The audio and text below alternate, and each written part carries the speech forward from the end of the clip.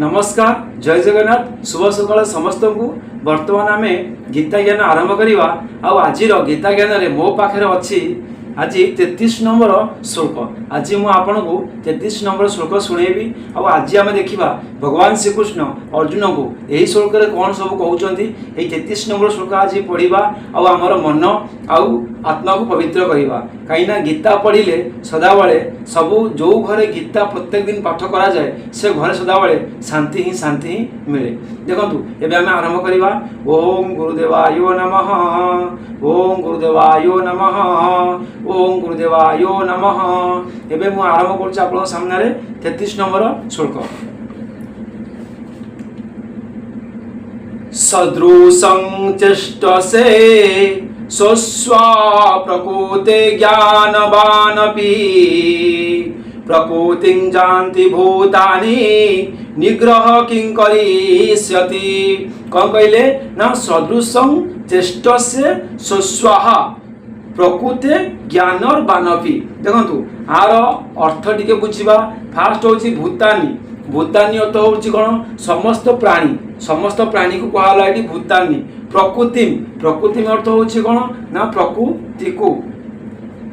प्रकृति में हूँ प्रकृति को जानती अर्थ हूँ प्राप्त अर्थात निज स्वभाव रे परवश होई कर्म करिबा। ज्ञानवान हूँ तो ज्ञानवान अपि हूँ मध्य स्वस्या अर्थ हूँ कौन निजर। स्वस्या हूँ निजर। तापरे प्रकृतिर सदृशम अनुसारे चेष्टते अर्थ हो चेष्टा करती। तेणु एथिरे कहार निग्रह होउछि हट जिद बा जिद निग्रह। तापरे किम होउछि कौन करिष्यते होउछि करिवे। एठी भगवान कहउछन्ती एही 33 नंबर श्लोक रे ना समस्त प्राणी प्रकृति को प्राप्त हुअन्ति। समस्त प्राणी प्रकृति को प्राप्त हुअन्ति अर्थात निज स्वभाव रे परवश होई कर्म करन्ति। ज्ञानवान व्यक्ति मध्य निज प्रकृति अनुसार चेष्टा करन्ति ज्ञानवान व्यक्ति। तेणु एथिरे कहार जिद्दी बा करिवा कौन आवश्यक कहउछन्ति। एथिरे किए बा जिद्दी कौन करिवो ना अर्जुन को युद्ध करने भगवान श्रीकृष्ण केते प्रकार बुझाऊँ। आप देखुवे केते प्रकार भगवान बुझाऊँ किंतु अर्जुन कौन बुझी पारे युद्ध करेंगे से जिन आम भी देखा। समस्त प्रश्न आसला समस्त प्राणी प्रकृति को प्राप्त हुअन्ति। यही कथनर भाव कौन ना यह द्वारा देखाई दिया जायछि जे समस्त नदीर जल जेपरी स्वाभाविक भाव में समुद्र आड़ को बही जाए एवं ताहार प्रभाव को बलपूर्वक रोकी हुए नाही। सेहीपरि समस्त प्राणी निजर प्रकृतिर अधीन होई प्रकृतिर प्रभाव रे पड़ी प्रकृति आड़ को जाती। तेणु कौन पुरुष जिद करी सर्वथा कर्म त्याग करिपारे नाही। हाँ नदीर प्रभाव को जेपरी ये पाखरु आर पाख को बदलाई दिया जाई पारे मनुष्य निजर उद्देश्य को सेही परी परिवर्तन करी पारे तार प्रभावर पथ बदलाई दे पारे। अर्थात राग द्वेष त्याग करी से कर्म को परमात्मा प्राप्तिर सहायक कर दे पारे। कहउछन्ती जेमिति नदीर जल समुद्र आड़ को नदीर पानी शेष समुद्र मिसी थाए समुद्र आड़ को ऑटोमेटिक जाए से बड़ी मनीष मध्य प्रकृति आड़ को प्रभावित। मनुष्य चाहिए मध्य केबे भी कर्म त्याग करि परिबो नाही। हाँ तार चिंताधारा को बदलाई पार भगवान को कर्म करि किंतु कर्म संपूर्ण माने कौन रोकी पार नाही। तापर प्रकृति शब्द अर्थ कौन ना जन्म जन्मांतर रे करा जाउथिबा कर्म मानकर संस्कार और स्वभाव रूप रे प्रकट हुए सेही स्वभाव को प्रकृति कहते। देखंतु आमे आज ये समय वर्तमान प्रेजेंट समय रे आमे जहाँ व्यवहार करूचंती हमर जहाँ भी व्यवहार कार्य होउची हमर जन्म जन्मांतर कौन जन्म जन्मांतर कर्तव्य एटा। जन्म जन्मांतर जो कर्म आमे करिचंती ताहारी प्रभाव रे आमे आज जहाँ भी कर्म करुँच तार प्रभाव आम उपरे पड़ुछि। से कथा कहते कौन ना जन्म जन्मांतर रे करा जाउथिबा कर्म मानकर संस्कार स्वभाव रूप रे प्रकट हुए सेही स्वभाव को प्रकृति कहती। एठारे ज्ञानवान शब्द कहार वाचक ना एठारे ज्ञानवान पदटी हेउछि परमात्मांकर यथार्थ तत्व जानिथिबा भगवत प्राप्त महापुरुषଙ୍କ वाचक कौन होचनी ना एथि कुआ गला ज्ञानवान किए ना जे भगवान तत्व को जानिछि से होउछि ज्ञानवान से होउछि बुद्धिमान।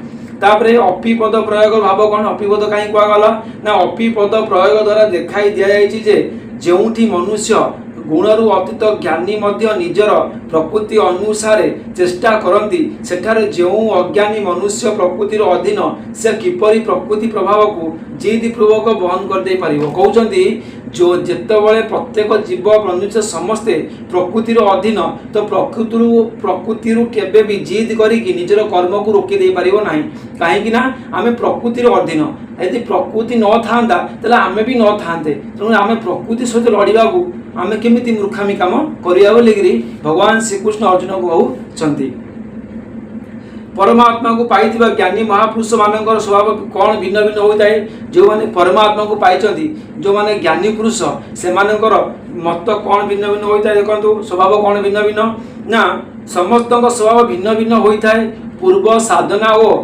प्रारब्ध भेदरे स्वभाव रे पार्थक्य रहिबा अनिवार्य पूर्वर जो साधना और प्रारब्ध अनुसार हमर स्वभाव होता है मनुष्य सांगरे आम जो व्यवहार करिथाउ जो लोक कार्य आम करिथाउ सेटा प्रारब्ध और पूर्व जन्मर कथा तापर प्रश्न आसिला पूर्वजित कर्मर संस्कार रूपक स्वभाव सहित ज्ञानीकर कौन कौन संबंध रही थाए जदि न रही थाए तेबे ज्ञानी भी निजर प्रकृति अनुसार चेष्टा करते कहबार अभिप्राय कौन देखंतु कर्म संस्कार सहित ज्ञानीकर वस्तु तो कौन प्रकार संबंध रहे ना कि से कौन प्रकार क्रिया मध्य करती नहीं किंतु तांकर अंतकरण रे पूर्वजित प्रारब्ध संस्कार रही था समस्त अंतकरण भितर पूर्वजनित प्रारब्ध रही था एवं ताहा अनुसार तांकर बुद्धि कर्म और इंद्रिय मान द्वारा प्रारब्ध भोग पाई और लोक संग्रह पाई कर्तापण रहित क्रियामान हेउथाए सेही क्रियामान को लोक दृष्टि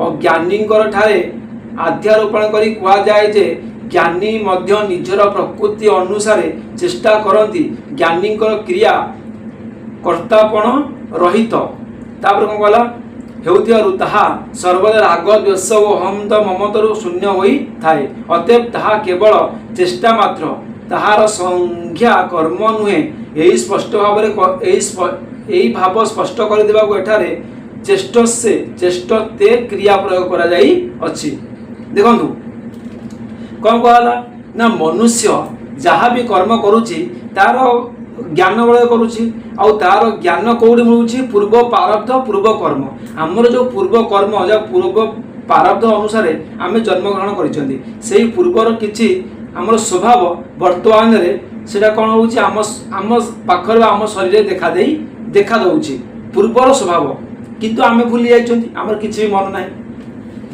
तापर आसिला ज्ञानीकर अंतकरण रे राग द्वेष ओ हर्ष शोकादि विकार मान जात हुए नहीं ना सेमानक सहित तांकर संबंध रहे नहीं जदि तांकर अंतकरण सहित संबंध न थियारु सेही अंतकरण रे विकार मान जात हुए नहीं तेबे सम दम तितिक्षा दया संतोष आदि सद्गुण मध्यंत सेति जात न हवा उचित कहउचंती जदि ज्ञानी पुरुषंकर कौन संबंध न थाए सही माने अंतगण सहित ताहाले तितिक्षा दया संतोष दम सेमान सब केमिति उत्पन्न होई थांते बोली कहचंती